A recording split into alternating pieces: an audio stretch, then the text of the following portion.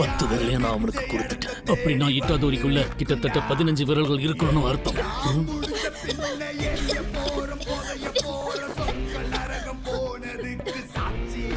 இன்னும் உயிரோட தான் இருக்கீங்களா? என் நேரத்தை வீணடிக்காதீங்க.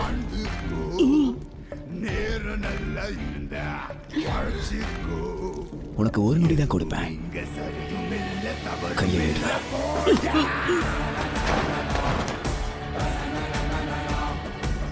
சுக்குனா எழுந்து வந்துட்டாரு. தலை நிமிர்ந்து பாக்குறீங்க.